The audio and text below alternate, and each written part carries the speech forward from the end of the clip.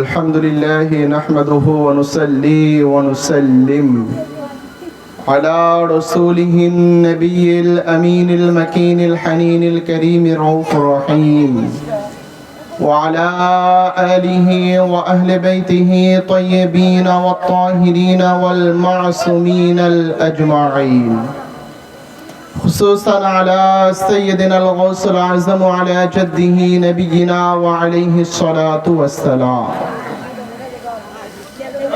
الغوث ابن الغوث ابن الغوث سيدي وسندي ومرشدي حضرت السيد شاه رشيد علي القادري الحساني الحسيني البغدادي المدني پوری عليه الصلاة والسلام.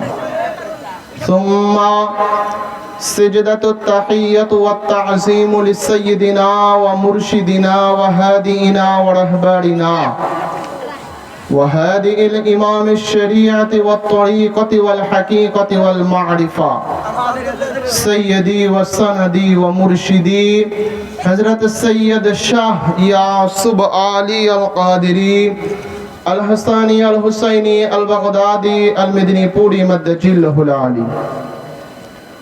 فقد قال الله تبارك وتعالى في شان حبيبه ومحبوبه ومعشوقه مخبرا وآمرا: إن الله وملائكته يصلون على النبي يا أيها الذين آمنوا صلوا عليه وسلموا تسليما. اللهم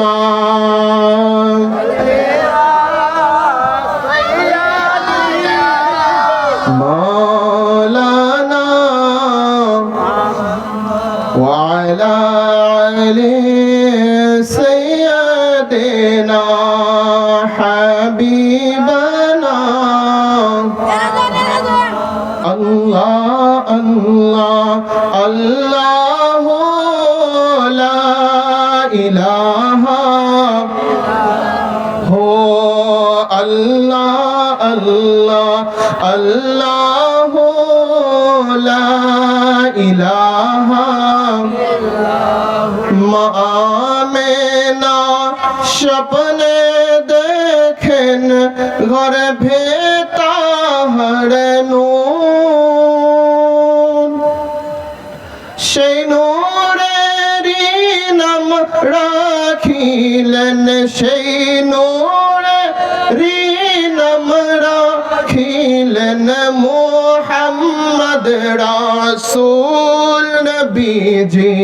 আল্লাহ আল্লাহ আল্লাহ লা ইলাহা লা ইলাহা ইল্লাল্লাহ মুহাম্মাদুর রাসূলুল্লাহ সাল্লাল্লাহু তাআলা আলাইহি ওয়া আলিহি ওয়াসাল্লাম। পাক পাঞ্জাতন পাক ও আহলে বাইত পাকের শানে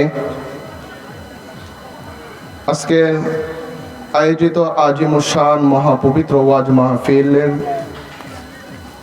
সম্মানিত আয়োজক বিন্দু এবং সামনে উপবিষ্ট আলে রসুল আওলাদ রসুলের ভক্তগণ, পর্দার আড়ালের সকল মা ও বোনেরা, সকলের প্রতি আমার সালাম। আসসালামু আলাইকুম ওয়া রাহমাতুল্লাহি ওয়া বারাকাতুহু। আজকে এমন একটি মাসে আমরা এখানে হাজির হয়েছি যেই মাসটা হলো পবিত্র মাহে রজব। আর একটা বিষয় হলো এমন একটি জায়গাতে আমরা হাজির হয়েছি, এইটা যদি আমাদের মাথার মধ্যে আমরা নেই, আমরা যদি বুঝতে পারি যে পাশে শুয়ে আছে কারা, কথা বলেন, কারা? মৃত ব্যক্তিরা, যেটাকে আমরা কবরস্থান বলি বা গোরস্থান বলি না, শুধুমাত্র একটা পর্দার আড়াল। এপাশে আমরা যারা আছি জীবিত না মৃত? এই কথাটা যদি ওই পাশে জিজ্ঞেস করতাম, আপনাদের চাইতে মনে হয় আওয়াজ একটু হলো বেশি আসতো, ঠিক না? এত আসতে বললেন। ওপাশে যারা আছে এরা জীবিত না মৃত? আর আপনারা এই পাশে যারা আছেন জীবিত না মৃত? জীবিত। জীবিত মানুষের একটু সাউন্ড তো থাকা দরকার। যদি কোনো শব্দ না দেন তাইলে তো ভাববো যে মানে পর্দা মনে হয় মাছ থেকে উঠে গেছে, সব কি ফাঁকা ময়দান। তো আসলে এমন একটা মাসে আমরা এখানে হাজির হয়েছি যে মাসটার নাম হলো পবিত্র মাহে রজব। আর এই মাসের মধ্যে এমন একজন ব্যক্তি দুনিয়াতে আল্লাহ তাআলা আগমন করিয়েছেন যার নাম হলো মৌলা আলী। যার নাম কি? মৌলা আলী। মৌলা আলী। মৌলা আলীর নাম নিলে ভালো লাগে না? তাহলে নাম নিলেন না যে? কষ্ট হচ্ছে নাম নিতে? মৌলা আলীর নাম নিতে তাদেরই কষ্ট হয় যারা মৌলা আলীর ভক্ত না, যাদের অন্তরের মধ্যে মৌলা আলীর ভালোবাসা আছে, মা খাতুনের জান্নাত পাকের ভালোবাসা আছে, বড় ইমাম পাক, ছোট ইমাম পাক, হুজুর গাউসে পাক, নবীজি, আওলাদের রাসূলদের ভালোবাসা যাদের অন্তরের মধ্যে আছে, তাদের কখনোই এই পবিত্র নাম পাক নিতে কষ্ট হওয়ার কথা না। কষ্ট তাদেরই হবে যারা হলো এদের দুশমন। কারণ এরা এই দুশমনে আলী, দুশমনে ফাতেমা, দুশমনে হাসান, দুশমনে হুসাইন, দুশমনে নবী, দুশমনে হুজুর গাউসে পাক, দুশমনে আওলাদের রাসূল, দুশমনে ওলি আল্লাহ, এরা কখনোই এই পবিত্র নাম মুবারক সহ্য করতে পারে না। এটা কেন সহ্য করতে পারে না এটা আল্লাহ তাআলা ভালো জানেন আর ওরা ভালো জানে। তো যেই ব্যক্তির নাম হলো মৌলা আলী, তার আগমনটা কোথায়? যা, এরপর থেকে আর আমাদের লাগবে না, আপনারাই জানেন আগমন কোথায়? খানায়ে কাবার মধ্যে। ভাই, দুনিয়াতে আমরা যারা এসেছি, জন্মগ্রহণ করেছি, আমাদের জন্ম হলো বর্তমান সময় অনুযায়ী ক্লিনিক, হসপিটাল, আর যদি বাড়িতে থাকি তাহলে দাদা বাড়ি অথবা নানা বাড়ি, ঠিক না? এখানে আমাদের কি হয়? জন্ম হয়। কিন্তু মৌলা আলী এমন একজন ব্যক্তি যার দাদার বাড়িতে আগমন হয় নাই, নানার বাড়িতে আগমন হয় নাই, ক্লিনিকে আগমন হয় নাই, হসপিটালেও আগমন হয় নাই। আগমন হয়েছে আল্লাহর ঘর। কোন ঘর? কোন সাধারণ মসজিদও না। সমস্ত মসজিদগুলো যেই ঘরের দিকে মুতাওয়াজ্জু করে আছে, সেই খোদখানায়ে কাবার মধ্যে মৌলা আলীর আগমন। সুবহানাল্লাহ। ভালোবাসার দরকার আছে না? তাইলে তারা আছে না? আসলে মৌলা আলীর, আমরা মৌলা আলীকে একটু বেশি ভালোবাসি না? একটু কি করি? বেশি ভালোবাসি। এই জন্য বহুত পাবলিক আছে বা বহুত আলেমও আছে, এরা বলে যে এরা আলীকে এত সম্মান দেয়, সম্মান দিতে দিতে নবীজির উপরে আল্লাহর বরাবর নিয়ে দিছে। বলেন নাউজুবিল্লাহ। আমরা কখনো এই কথা বলছি যে মৌলা আলীর সম্মান নবীজির উপরে আল্লাহ বরাবর? এ কথা আমরা কখনো বলি? কিন্তু যার যেখানে মর্যাদার স্থান তাকে সেখানে রাখবেন না? এই যে মাথায় এটা দিছি কি? টুপি। এর স্থান কোথায়? টুপির স্থান কোথায়? মাথায়। টুপি যদি আমি পকেটে রেখে দেই, বলেন তো টুপির সঠিক স্থান দেওয়া হলো? হ্যাঁ, তাহলে দেয়া লাগবে কোথায়? মাথায়। আর পকেটের স্থান, পকেটের যেটা, এই পকেটের মধ্যে কি থাকে? এই টাকাটা যদি আমি সবসময় মাথায় দিয়ে রাখি, মানুষ কি বলবে? পয়াকার। হ্যাঁ, বলবে বাড়ি তো পাবনা, ঠিক আছে, একেবারে গিছে। তার মানে যার যেখানে স্থান তাকে সেখানেই রাখতে হবে। তো মৌলা আলীকে আমরা এত ভালোবাসি, এত মুহাব্বত করি, এটা আমি আপনি না, এই সম্মান দিয়েছে খোদ রব্বুল আলামিন। বলেন সুবহানাল্লাহ। আল্লাহ তাআলা যদি দেন, আল্লাহর হাবিব হাদিসে পাকে বর্ণনা করেছেন, তাহলে আমরা বর্ণনা করলে বা আমরা মানলে দোষের কি? দোষ আছে আমাদের? কখনোই দোষ হওয়ার কথা না। তো আমরা সবাই ইমানদার হতে চাই, ঠিক না? ইমানদার বোঝেন তো? আমরা সবাই কি হতে চাই? ইমানদার। মানে সকল মুসলমান কিন্তু ইমানদার না, কিন্তু সকল ইমানদারই কি মুসলমান। কারণ ইমানদার একটা আলাদা জিনিস। আমি আল্লাহ আমাদেরকে দুনিয়াতে পাঠাইছে, আমি নামাজ পড়লাম না, রোজা রাখলাম না, আল্লাহর হুকুম মানলাম না, আমি ইমানদার? কখনো সম্ভব? কিন্তু আমি তো কি কালেমা পড়নেওয়ালা মুসলমান। তো এখন আল্লাহ রাব্বুল আলামিন আমাদেরকে এমন একজন ব্যক্তিকে ভালোবাসার তৌফিক দিয়েছেন। আমরা সবাই ইমানদার হতে চাই না? ইমানদার হওয়ার ইচ্ছা নাই? আচ্ছা বলেন না, নামাজ না পড়লেন জান্নাতে যাওয়ার কি ইচ্ছা নাই? ইচ্ছা আছে।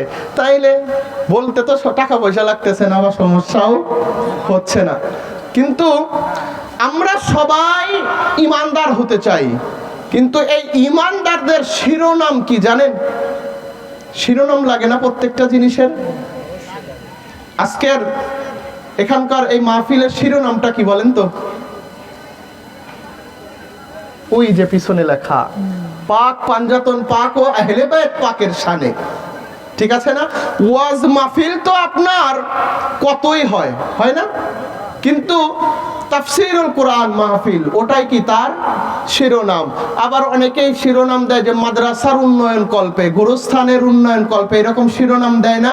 দেয়। কিন্তু আজকে আমাদের এই মাহফিল পাকের শিরোনাম কি? পাক পাঞ্জাতন পাক ও আহলে বাইত পাকের শানে। এটাই হলো আজকের এই মাহফিলের কি শিরোনাম। ঠিক তেমনি ভাবেই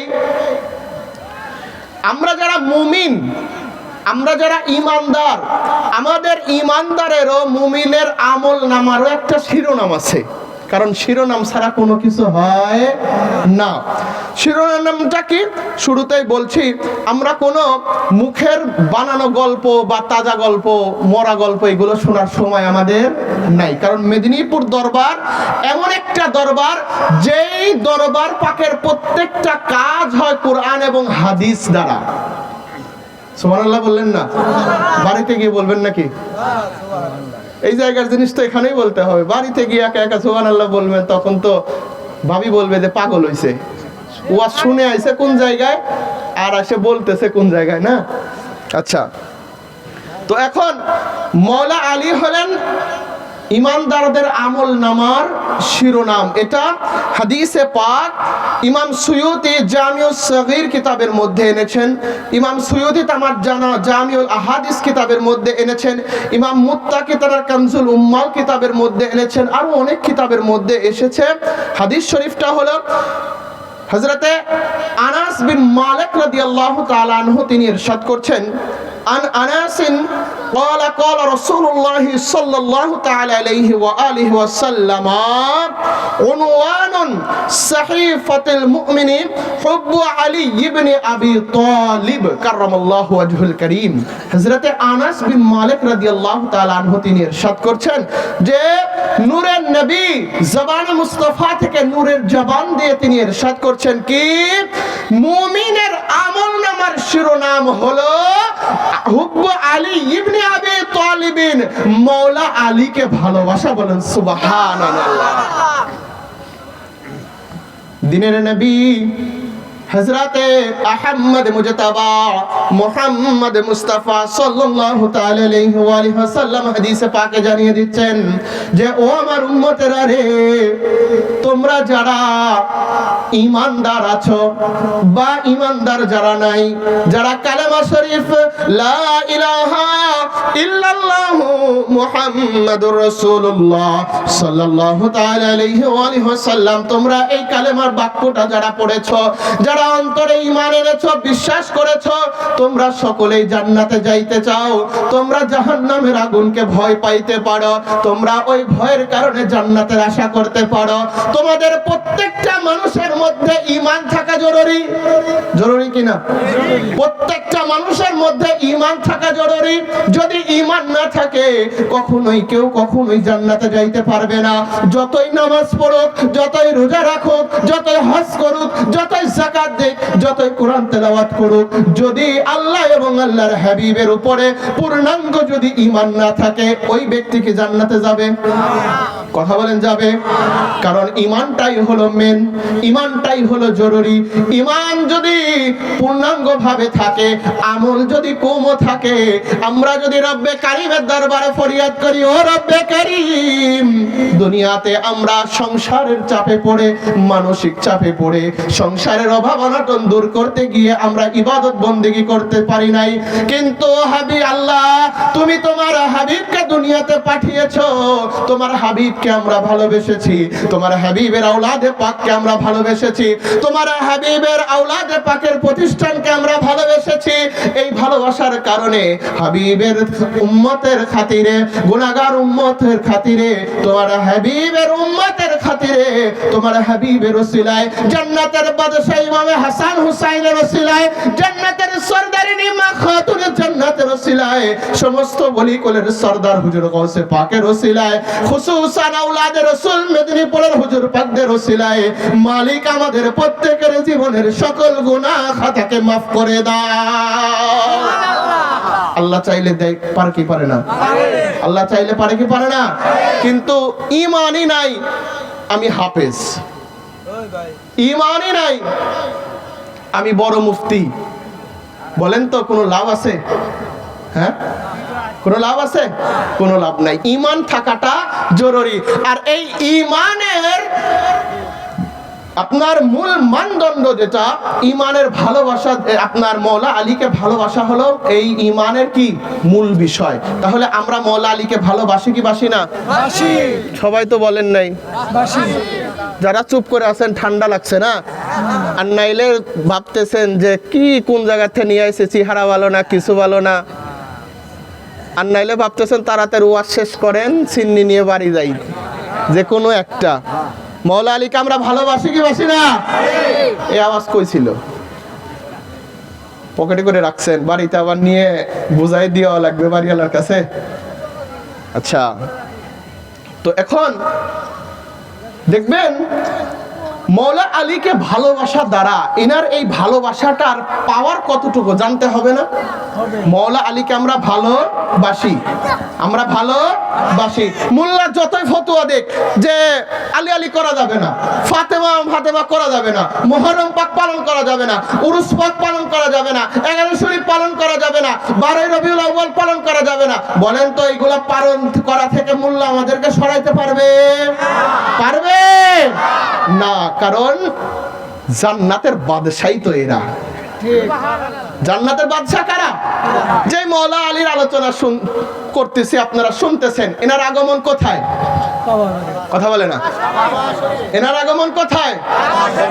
আগমন তোমার খানায়ে কাবা, আগমন তোমার খানায়ে কাবা, তাই তোমার নাম শেরে খোদা, তাই তোমার নাম শেরে খোদা। তুমি যে হলে নবী রসি হ্যায়, তুমি যে হলে নবী রসি হ্যায়, তাই তোমার নাম শেরে খোদা, তাই তোমার নাম শেরে খোদা।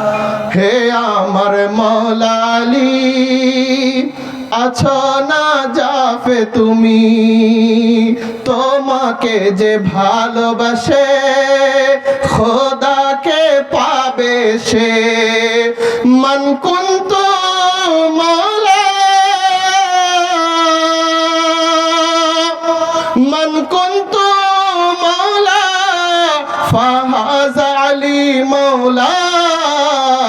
গাদিরে ঘুমে ঘোষণা তুমি গাদিরে ঘুমে ঘোষণা তুমি তাই তোমাকে মৌলা জানি আগমন তোমার খানায়ে কাবা আগমন তোমার খানায়ে কাবা তাই তোমার নাম শেরে খোদা তাই তোমার নাম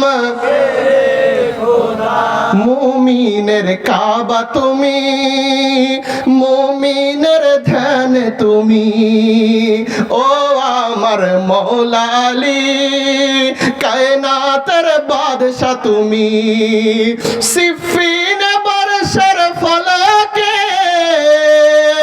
সিফিন বর্ষার ফলকে ছিল পাতারি কোরআন তুমি জীবন্ত কোরআন হে মৌলা তুমি জীবন্ত কোরআন হে মৌলা তাই তোমার নাম শেরে তাই তোমার নাম শেরে খোদা আগমন তোমার খানায়ে কাবা তাই তোমার নাম শেরে খোদা।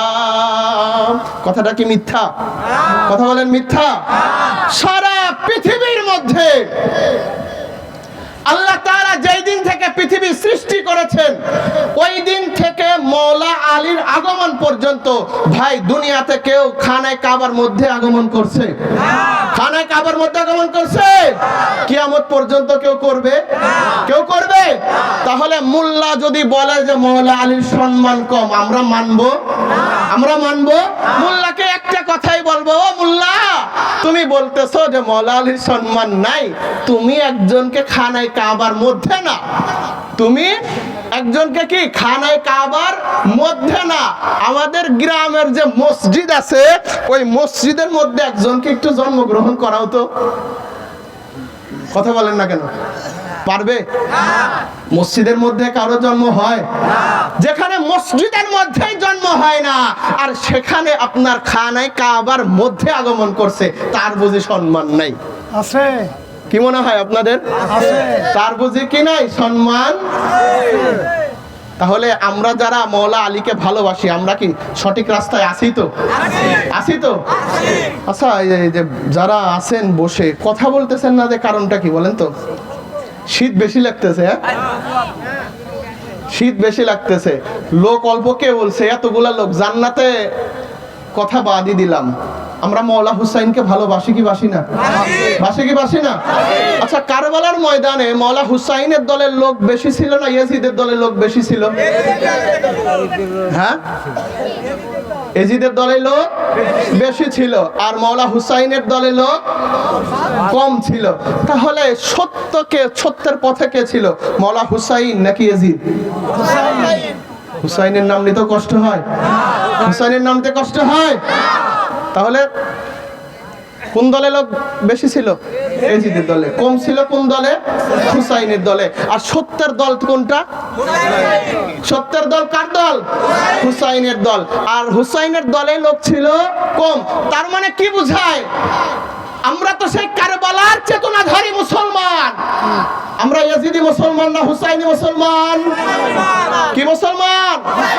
আমরা সবাই হুসাইনি মুসলমান। আর মৌলা হুসাইন কারবালার ময়দান থেকে আমাদের শিক্ষা দিয়েছেন সত্যের দলে সবসময় লোক কমই থাকবে। সত্যের দলে কি থাকবে? হ্যাঁ, লোক সবসময়ের জন্য কমই থাকবে।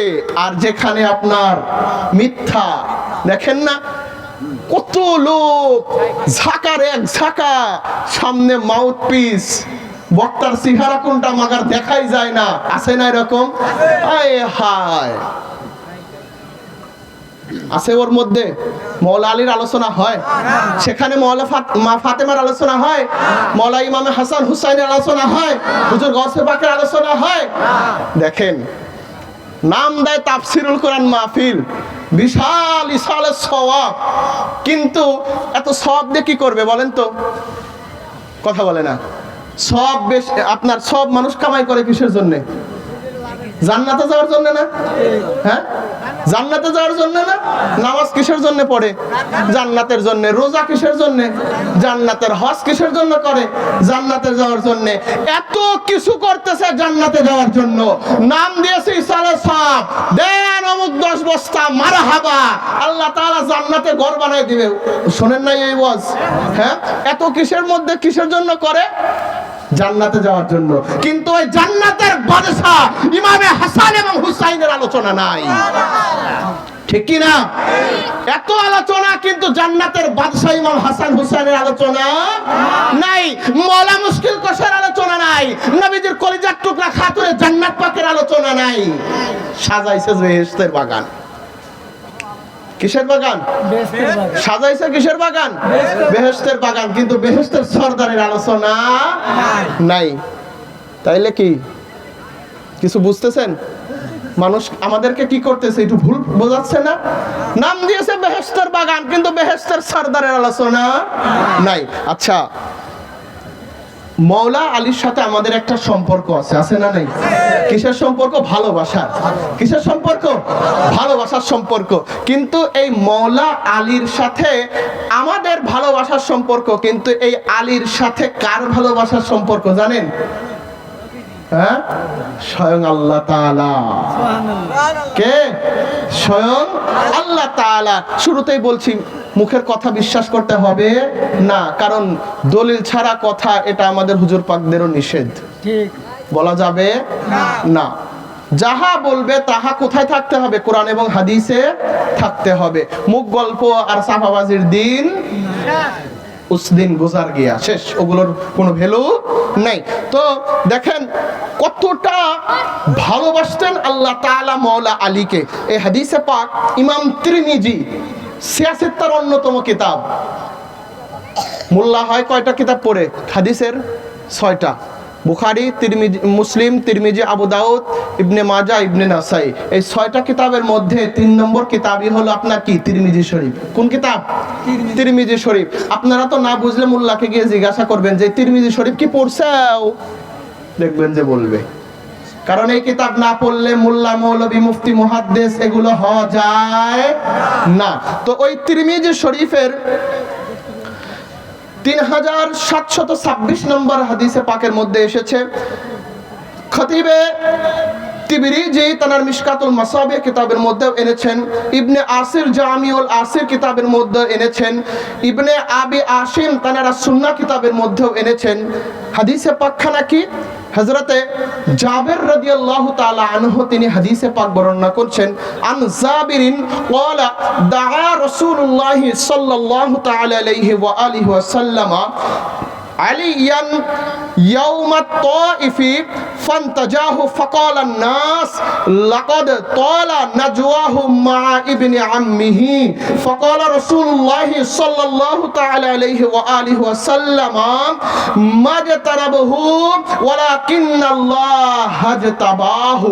হযরতে আবু জার রাদিয়াল্লাহু তাআলা আনহু এবং আপনার হযরতে জাবের রাদিয়াল্লাহু তাআলা আনহু তিনি হাদিসে পাক বর্ণনা করছেন যে তাইফের যুদ্ধের দিন নবীজি মওলা আলীকে ডাকলেন।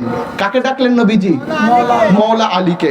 মওলা আলীকে ডাকলেন, ডাকার পর তানাকে অন্য সাহাবীদের থেকে একটু আলাদা করে নিয়ে গোপনে কিছু কথা বলছেন।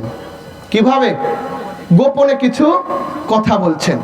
তো গোপনে যখন কথা বলছেন তখন অন্য অন্য সাহাবা আজমাইনে কিরাম একজন আরেকজনকে বলতে লাগলো যে দেখো নবীজি মওলা আলীকে নিয়ে গোপনে আলাদা কথা বলতেছে, হয়তোবা নবী মওলা আলীকে বেশি ভালোবাসে।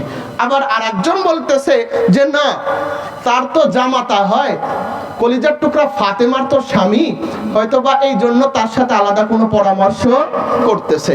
আরেক সাহাবী বলতেছে যে জামাতা তো হয়, আবার চাচতো ভাইও তো, চাচতো ভাইও তো হয়, এই জন্য আলাদা পরামর্শ করতেছে। এই কথাগুলো তখন নবীজির কানে চলে যায়।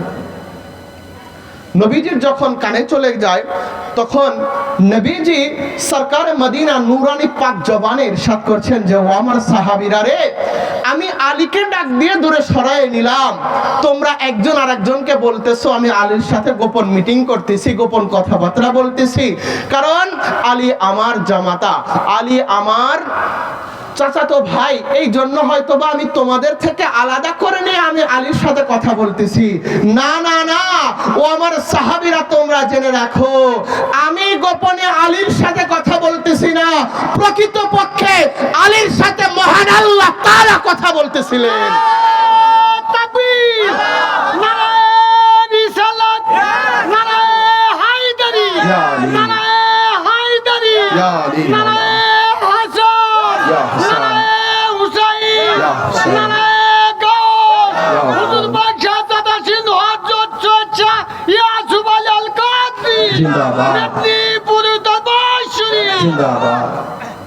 তাহলে শরীয়তের দৃষ্টি থেকে দেখা যাচ্ছে কে কার সাথে কথা বলছে, কথা বলেন। শরীয়তের দৃষ্টি থেকে বোঝা যায় ওই সাহাবীদের তো আর অন্তরের চোখ নাই, আছে? কথা বলেন না কেন? সাহাবীদের অন্তরের চোখ আছে?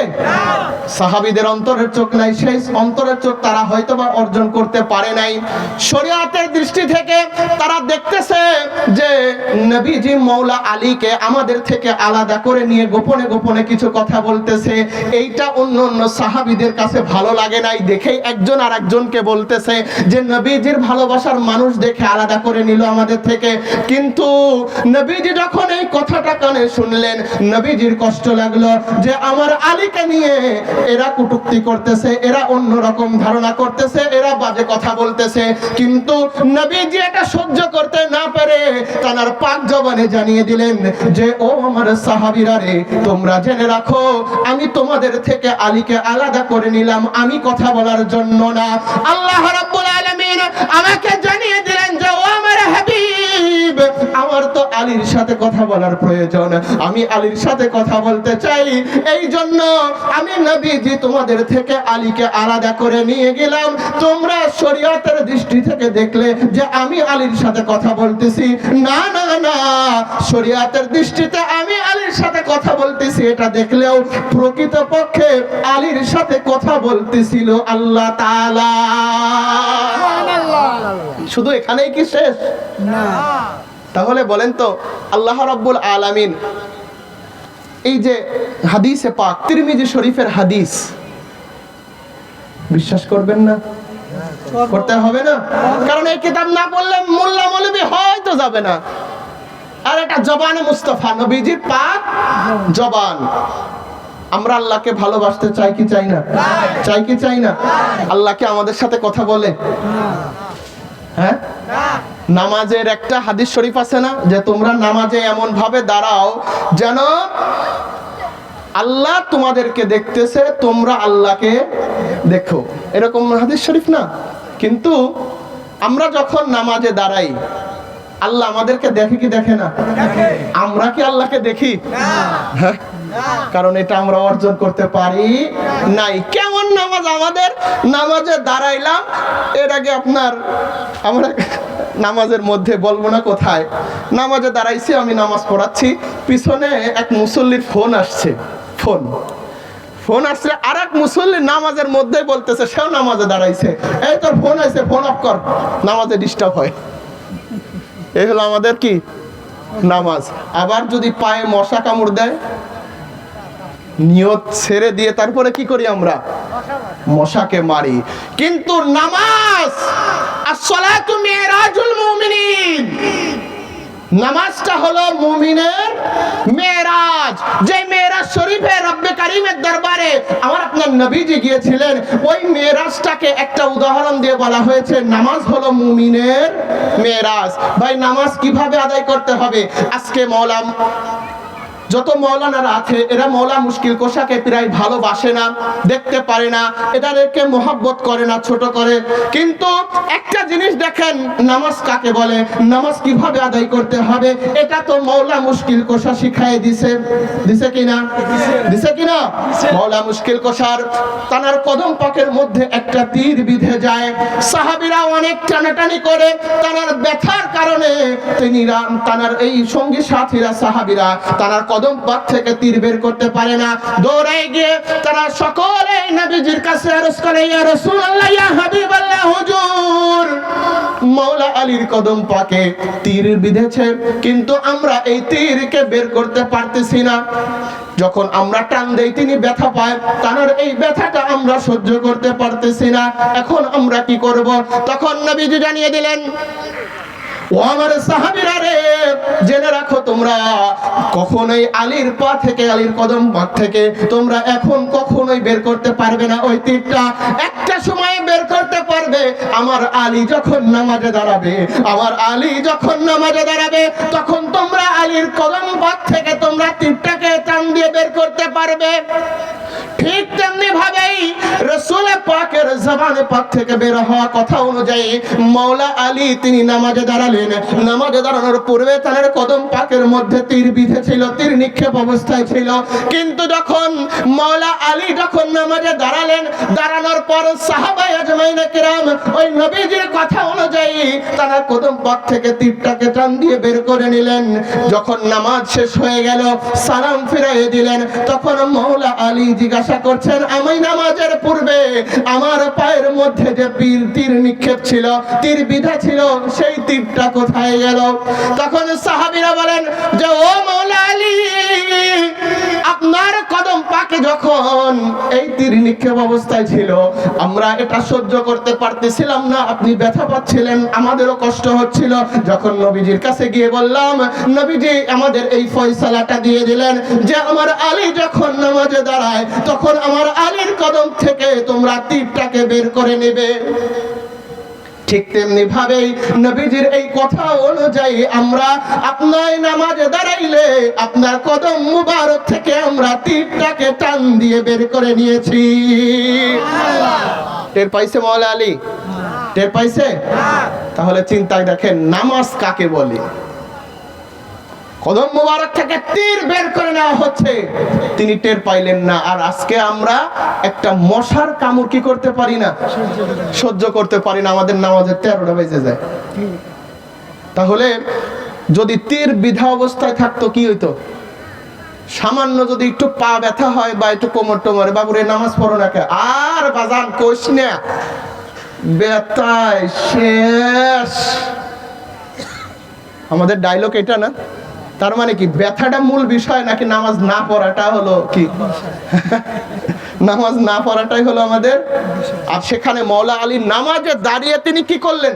তারা তীরটাকে কি করে ফেলা হচ্ছিল, বের করে নেওয়া হচ্ছিল। নামাজ কোথা থেকে শিখবেন ভাই? মোল্লা মৌলবী থেকে নামাজ শিখলে কাজ হবে? কথা বলেন না কেন? নামাজ শিখতে হবে কার থেকে?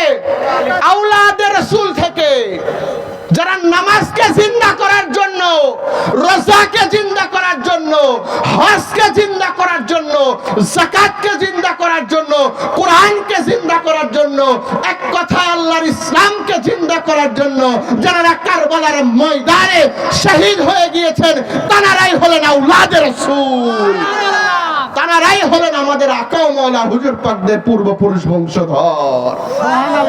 আজকে মেদিনীপুরের হুজুর পাকদের বিরুদ্ধে তোমরা কথা বলো,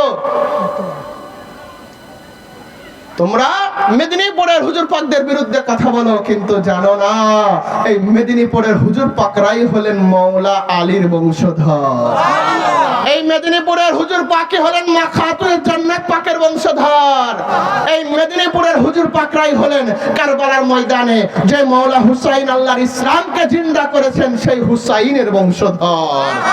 এই মেদিনীপুরের মাওলা পাকরা, মেদিনীপুরের হুজুর পাকরা, আমাদের আকা মাওলারাই হলেন শাহেন শাহে বাগদাদ, পীরানে পীর, সমস্ত ওলিদের সরদার হুজুর গৌসে পাকের বংশধর। আমরা সেই মাওলা পাকদের, সেই হুজুর পাকদেরই গোলামি করি। দেখেন আমাদের নসিব কত, আমাদের নসিব কত ভালো যে আমরা সেই জান্নাতের সরদারদের গোলামি করছি, ওই জান্নাতের সরদারদের বংশধরের আমরা গোলামি করছি। এই জন্য আমরা খুশি না বেজার? খুশি না বেজার? কিন্তু মুনাজাত শেষে যদি খিচুড়ি এক প্যাকেট না পাই, যাইছে না আবার আগামী বছর টাকা চাওয়ার জন্য, চাল চাওয়ার জন্য দে বনে ভালো করে। আমাদের ডায়লগ এটা না? হ্যাঁ, কথা বলেন না কেন? কথাটা বুঝি মানে কলজায় আঘাত লাগছে না? লাগছে লাগছে। কিন্তু আদৌ কি খিচুড়ি খাওয়া শোনা যাবে? হ্যাঁ, শোনা যাবে না। এই যে আলোচনাগুলো, এগুলাতেই তো ইমান তাজা হবে, নাকি খিচুড়ি খাইলে ইমান তাজা হবে? খিচুড়ি খাইলে কি না, সর্বোচ্চ পেটটা ভরবে আর পরের দিন আপনার টাঙ্কি ভরবে, কিন্তু ইমান কি পরিপূর্ণ হবে? কথা বলে না। ইমান পরিপূর্ণ হবে, ইমান মজবুত হবে কিসের আলোচনা শুনলে? আওলাদে রাসূল আহলে বাইত পাকদের আলোচনা শুনলে। ভাই, এই আলোচনাগুলো যদি আমরা ভিতরে ধারণ করে না রাখতে পারি, ভাই এখন যে জামানাতে আমরা এসেছি, ইমান বাঁচায় রাখা কষ্ট না সহজ? কঠিন না সহজ? কঠিন। এমন একটা জামানা, নবীজি ইরশাদ করছেন, কিয়ামতের পূর্বের জামানা, হাতের তালুর উপরে আগুন রাখতে যেমন কষ্ট হবে, ইমানকে ধরে রাখতেও তেমনি কষ্ট হবে। এই এখন ওই যে শুরুতে বললাম যে সারা বছর ইবাদত বন্দেগী করছেন 100 বছর ভরে, কিন্তু ইমান ছিল না, তাইলে কি হলো? লাভ হইলো? তাহলে ইমানটাকে আগে কি রাখতে হবে? তাজা রাখতে হবে। আমরা এমন এক দল, আসলে আমরা বুকার স্বর্গে বাস করি, বুঝছেন? কিসের স্বর্গে? বুকার স্বর্গে। যদি আমাদের 5,000 থেকে 10,000 টাকার মালিক হয়ে যাই, দৌড়ায় চলে যাই হলো আপনার ব্যাংকে রাখতে। 5,000 পর্যন্ত আপনার চাউলের ড্রাম, কুলা বা যেটাই বলেন না কেন, সিন্দুক রাখি, কিন্তু একটু যখন বেশি হয়ে যায় কোথায় চলে যাই? কারণ আমাদের বাড়ির চাইতে ব্যাংকের টাকা রাখাটা কি নিরাপদ? ভাই, 10,000 টাকা যেটা আজ আছে কাল কিয়ামতের ময়দানে যদি একটা সব যদি কম পড়ে, 10,000 টাকা দিলে পাওয়া যাবে না? পাওয়া যাবে না কেন? 10 লক্ষ দিলে তাইলে পাওয়া যাবে, 10 কোটি দিলে তো 100% পাওয়া যাবে, তাও যাবে না ভাই। তাইলে টাকার কি দরকার?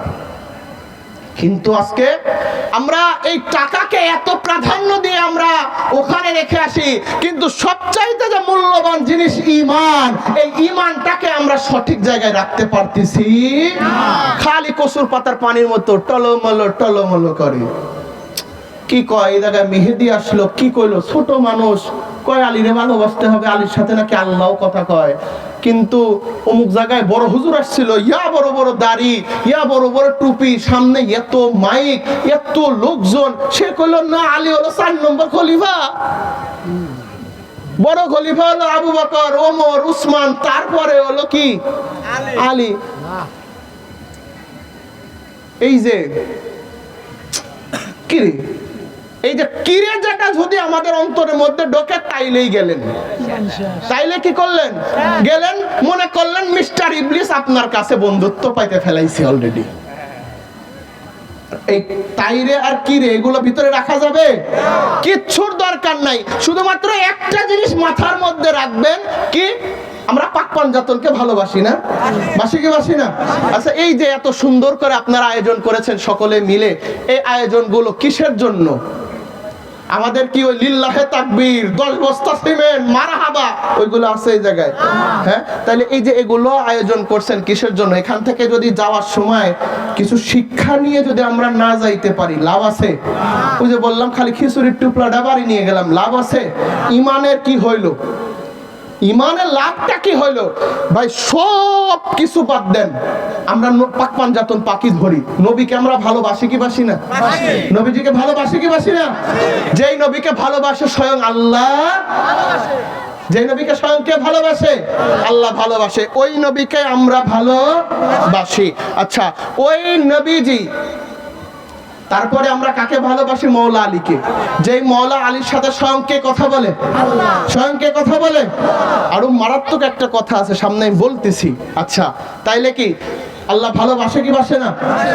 আচ্ছা, তারপরে আছেন কে? ইমামে হাসান এবং ইমামে হুসাইন। এনারা কারা? জান্নাতের সরদার, জান্নাতের বাদশা। তানাদেরকে আমরা ভালোবাসি কি বাসি না? আচ্ছা, তারপরে আছেন কে? মা খাতুনে জান্নাত পাক। ইনি কি? জান্নাতি মহিলাদের সরদারিনী, জান্নাতি মহিলাদের সরদারিনী, নবীজির কলিজার টুকরা, দেহের অংশ। এনাদেরকেই তো আমরা ভালোবাসি। ভাই, এদেরকে বাদ দিবেন কোন জায়গা থেকে বলেন? সিস্টেম আছে না, কারণ এদেরকে ভালোবাসবেন না, এদেরকে বাদ দিয়ে দিবেন, তার মানে জান্নাতের বাদশাহ দল থেকে তো আপনি কি হয়ে গেলেন? খারিজ হয়ে গেলেন। তারপরে কথা দেখেন, আল্লাহ রাব্বুল আলামিন কেমনে মওলা আলীকে ভালোবাসে। দেখেন, মওলা আলীর ভালোবাসা আসলে কোন জায়গা থেকে কোন জায়গায় বলবো, কতটুক বলবো না বলবো বুঝতে পারতেছি না। এত মর্যাদা আল্লাহ রাব্বুল আলামিন দিয়েছেন মওলা আলীর সাথে। আমাদের রাসূল পাক সরকার মদিনা জনাবে আহমদ মুজতবা মুহাম্মদ মুস্তাফা সাল্লাল্লাহু তাআলা আলাইহি ওয়া সাল্লাম যখন মেরাজে যান, এই চাঁদেই না 26 তারিখ দিবাগত রাত, এই যে কথাটা এখন বলছি, এটা হলো আপনার ইমাম তাবারানি তার কিতাবের মধ্যে এনেছেন, ইমাম আবু ইয়ালা তার কিতাবের মধ্যে এনেছেন, ইমাম বাইহাকি সুনানুল কুবরা কিতাবের মধ্যে এই ঘটনাটা এনেছেন। ঘটনাটা কি? যখন রাসূল পাককে নবীজি মেরাজের জন্য নিয়ে গেলেন, আল্লাহ তাআলা যখন নবীজিকে দিদার পাওয়ার জন্য মেরাজ শরীফে নিয়ে গেলেন, নবীজি যখন মেরাজ শরীফে গেলেন, মেরাজ শরীফে যাওয়ার পর বন্ধুকে বন্ধু নিয়ে গিয়েছেন। কথা বলতে হবে না? কথা বলেন, কথা বলতে হবে না? কথা বলতে হবে। তো আল্লাহ রাব্বুল আলামিন নবীজির সাথে কথা বলবেন, তানারা সামনাসামনি আছেন। কত সামনাসামনি? ফাকানা কাবা কাউসাইনি আও আদনা। আল্লাহ এবং আল্লাহর হাবিব সামনাসামনি আছেন, একজন আরেকজনের সাথে কথা বলবেন। তো কথা বলতে গেলে তো একটা টোনের ব্যাপার আছে, ঠিক না? কণ্ঠের ব্যাপার আছে না? এই যে আমি কথা বলতেছি, এই কণ্ঠটা কার? আমার। আমার কণ্ঠের সাথে আরেকজনের কণ্ঠের মিল হবে না। তো আল্লাহ রাব্বুল আলামিন তিনি আপনার নবীজির সাথে কথা বলবেন, আশেক মাশুকের লীলা খেলা চলবে, আশেক তার মাশুককে পেয়ে গিয়েছে, এখন কথা হবে, কণ্ঠ দরকার হবে না? কণ্ঠ। এখন আল্লাহ রাব্বুল আলামিন তিনি নবীজির সাথে কথা বলবেন। নবীজির সাথে যখন কথা বলবেন, সর্বপ্রথম আল্লাহ রাব্বুল আলামিন নবীজির এই অন্তরের দিকে দৃষ্টি নিক্ষেপ করলেন। আল্লাহ তাআলা নবীজির অন্তরের দিকে দৃষ্টি দিলেন যে নবীজি কাকে বেশি ভালোবাসে। নবীজি যাকে বেশি ভালোবাসেন, আল্লাহ তাআলা তার কণ্ঠ নিয়ে নবীজির সাথে কথা বলবেন। তো যখন আল্লাহ রাব্বুল আলামিন দৃষ্টি দিলেন, দৃষ্টি দিয়ে দেখতেছেন যে নবীজি মওলা আলীকে বেশি ভালোবাসেন। নবীজির অন্তরের মধ্যে মওলা আলী রয়েছেন। আল্লাহ রাব্বুল আলামিন আবার দৃষ্টি দিলেন, আবার দৃষ্টি দিলেন যে আলীর অংশটা তো দেখলাম নবীজির অন্তরের মধ্যে, আমি আবার দেই যে কার মহাব্বতটা নবীজির ভিতরে বেশি এই অন্তরের মধ্যে। তো যখনই আবার আল্লাহ রাব্বুল আলামিন তিনি দৃষ্টি দিলেন, দৃষ্টি দেওয়ার পর তিনি দেখলেন যে মাওলা নবীজির এই দেহ মুবারকের মধ্যে, এই অন্তরের মধ্যে মাওলা আলীকেই তিনি কি স্থান দিয়েছেন, বেশি ভালোবাসেন। তখন আল্লাহ রাব্বুল আলামিন নবীজির অন্তরের মধ্যে মাওলা আলীর ভালোবাসাটা দেখে, মাওলা আলীকে দেখে তিনি ওই মেরাজের ঘটনায়, ওই মেরাজের রজনীতে আল্লাহ রাব্বুল আলামিন তিনি মাওলা আলীর কণ্ঠে নবীজির সাথে কথা বলেছিলেন। যখন আল্লাহ রাব্বুল আলামিন নবীজির সাথে মাওলা আলীর কণ্ঠ দিয়ে কথা বললেন, দুনিয়াতে যেমন মাওলা আলী যেই কণ্ঠ নিয়ে নবীজির সাথে কথা বললেন, ওই কণ্ঠের সাথে মিল রেখে ওই মাওলা আলীর কণ্ঠ দিয়েই আল্লাহ রাব্বুল আলামিন তিনি মেরাজের রজনীতে তিনি আল্লাহ তাআলা আল্লাহর হাবিবের সাথে তিনি কথা বলছেন। কণ্ঠটা কেমন যেন পরিচিত পরিচিত লাগে। পরিচিত লাগার কথা না? কারণ দুনিয়াতে মওলা আলীর সাথে কি করছে? নবীজি কথা হয়েছে। তো মওলা আলীর টোন, কণ্ঠ, এটা নবীজির কি অপরিচিত? অপরিচিত? পরিচিত কণ্ঠ। তো যখন আল্লাহ রাব্বুল আলামিন মওলা আলীর কণ্ঠ নিয়ে যখন নবীজির সাথে কথা বলছেন, তখন নবীজি আল্লাহ রাব্বুল আলামিনকে জিজ্ঞাসা করলেন যে, ও রব্বে কারীম, আপনি যেই কণ্ঠটা দিয়ে আমার সাথে কথা বলছেন, আমি নবীজির সাথে কথা বলছেন, এই কণ্ঠটা আমার কেমন জানি পরিচিত পরিচিত লাগে। এই কণ্ঠটা কেমন জানি আমার সাথে পরিচিত। তখন নবীজি আল্লাহ তাআলাকে জিজ্ঞাসা করছেন যে, ও রব্বে কারীম, এই কণ্ঠটাতে তো দুনিয়াতে আলী আমার সাথে কথা বলতো, আলী আমার সাথে দুনিয়াতে এই কণ্ঠে কথা বলতো, আপনি তো দেখতেছি সেই কণ্ঠে আমি নবীর সাথে কথা বলছেন, কারণটা কি? তখন রব্বে কারীম তিনি নবীজিকে ইরশাদ করে দিলেন, তিনি নবীজির প্রশ্নের জবাব দিয়ে দিলেন যে, ও আমার হাবিব, আমি যখন আপনার সাথে কথা বলবো, এতটা বছর পর আপনি হাবিবের দিদার আমি আল্লাহ তাআলা পেয়েছি। যে আপনি হাবিব আমার কাছে ছিলেন, আপনার নূর মুবারককে সামনে রেখে আমি আল্লাহ তাআলা আপনার উপরে দরুদ শরীফ পড়েছি। আপনি হাবিবকে আবার যখন আমি দুনিয়াতে পাঠিয়েছি, এতটা বছর পর আপনি আমার কাছে এসেছেন, আমি আপনার দিদার পেয়েছি, আপনি আমার কাছে এসেছেন, আমি আপনার সাথে কথা বলবো।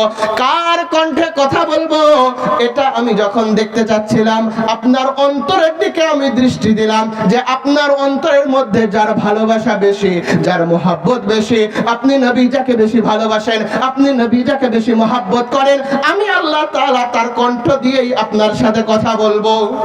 তো আমার হাবিব জেনে রাখেন, আমি আপনার অন্তরের দিকে দৃষ্টি দিলাম, আপনার অন্তরের দিকে দৃষ্টি দিয়ে দেখলাম আপনার অন্তরের মধ্যে সবচাইতে বেশি জায়গা নিয়ে যে আছে সে হলো মাওলা আলী। তিনি কে? তিনি কে? মাওলা আলী। আল্লাহ তাআলা জানিয়ে দিচ্ছেন, ও আমার হাবিব, আমি আবার আপনার অন্তরের দিকে দৃষ্টি দিলাম, দেখলাম যে না, আপনার মধ্যে মাওলা আলী বেশি বিরাজমান, আপনি বেশি মাওলা আলীকে ভালোবাসেন। এই জন্যই আমি আল্লাহ তাআলা আপনার সাথে কথা বলতে মাওলা আলীর কণ্ঠ দিয়ে কথা বললাম। তাহলে শুধু কি আলী দুনিয়াতেই ছিল না? ওই দিনে ছিল না? শুধু কি মাওলা আলী ছিল? নবীজির মেরাজে শরীফে আমার আপনার পীর ও মুর্শিদ, তার পূর্বপুরুষ হুজুর গাউসে পাক শাহীন শাহে বাগদাদ ছিল কি ছিল না? ছিল কি ছিল না? আওলাদে রাসূল একজন থেকে আরেকজনকে কখনো আলাদা করতে পারবেন? পারবেন? আলাদা করা যাবে কখনো? না ভাই। একটা জিনিস সব সময়ের জন্য মাথায় রাখবেন, আওলাদে রাসূলের কদম পাক, দামান পাক যেমন আমরা ধরেছি, এটা যেমন তেমন কোন জায়গা না, এটা নূহের কিস্তি। নবীজি ইরশাদ করেছেন, আসলে মাওলানা সাহেব হাফেজ সাহেব এসে গেছেন, না না না, মানে সুন্দর আলোচনা হচ্ছে না, ওই বসায় রাখা আসলে এগুলো কথা বলা ঠিক না। না না না, তো এমন একটা আওলাদে পাক এনারা নবীজি ইরশাদ করেছেন, মাসালু আহলে বাইতি ফীকুম কামাসালু সাফিনাতিন নূহ মান রাকাবাহা নাজা ওয়া মান তাখাল্লাকা আনহা গরাক। নবীজি হাদিসে পাক ইরশাদ করছেন, আমার আহলে বাইত হলো, আমার আওলাদে পাক হলো নূহ আলাইহিস সালামের কিস্তির মতো, নৌকার মতো। কিসের মতো? নৌকার মতো। ওই প্লাবনে নূহ আলাইহিস সালামের যুগে বন্যা হয়েছিল না? প্লাবন হয়েছিল না? কারা রক্ষা পেয়েছিল? যারা নূহ আলাইহিস সালামের নৌকাতে উঠেছিল। তো নবীজিও ওই নূহ আলাইহিস সালামের নৌকার সাথে তুলনা দিয়ে তিনি বলতেছেন, আমার আহলে বায়াত হলো নূহ আলাইহিস সালামের নৌকার মতো। ওই নৌকায় ওই দিন যারা উঠেছিল মহাপ্লাবনের মধ্যে, তারা যেমন জীবিত ছিল, নাজাত পেয়েছিল, ঠিক তেমনি ভাবেই এই ফিতনা ফাসাদের জামানায়, এই নাজায়েজের জামানায়, এই শিরক বিদআতের জামানায়, মোল্লা মৌলবীরা বলে কিনা 11 শরীফ নাজায়েজ বলে না, ওরস পাক নাজায়েজ বলে না, মুহররম পাক করা যাবে না নাজায়েজ বলে না, ঈদে মিলাদুন নবী করা যাবে না, শিরক বিদআত এরকম ফতোয়া দেয় না। এই সকল ঝড়ঝান্ডার মধ্যে, এই আবহাওয়ার মধ্যেও তারাই একমাত্র নাজাত পাবে, তারাই ঈমান রেখে কবরে যাবে, তার যারা এই আহলে বায়াত নামক কিস্তিতে যারা উঠবে। এখন বলবেন যে নৌকা কই আছে? যাই তাহলে কাজিরাট যাই, যে আহলে বায়াতের নৌকা কোনটা একটু খুঁজে আসি, পাবেন না? বাড়ির কাছেই আছে। বুঝলেন না? বাড়ির কাছেই আছে। এত খানকা শরীফ, এত প্রতিষ্ঠান হুজুর পাকরা কদম পাক কেন রেখেছেন? এটা আওলাদের রাসূলের জায়গা, এটা হলো নূহের কিস্তি। এনাদের সাথে সম্পর্ক রাখলে, তাওয়াল্লুক রাখে, মোহাব্বত রাখলে ওই নূহ আলাইহিস সালামের কিস্তির ন্যায় আমরাও নাজাত পেয়ে যাব। যে যা কিছু বলুক না কেন, অনুরোধ আপনাদের, যে যা কিছু বলুক না কেন, কখনোই ওই মোল্লা মৌলবীদের কথা শোনা যাবে না। যে দামান ধরেছি, যে দরবার পাকের গোলামি করছি, এই দরবার পাকের গোলামি করতে করতে হুজুর পাকদেরকে ভালোবাসতে বাসতে আপন পীর ও মুর্শিদের চেহারা মোবারক দেখতে দেখতে যেন আমরা মৃত্যুর স্বাদ গ্রহণ করতে পারি। মালিক ও মাওলা আমাদের সেই তৌফিক দান করে। সকলে বলুন আমিন। ওয়া মা আলাইনা ইল্লাল বালাগ। আসসালামু আলাইকুম ওয়া রাহমাতুল্লাহি ওয়া বারাকাতুহু।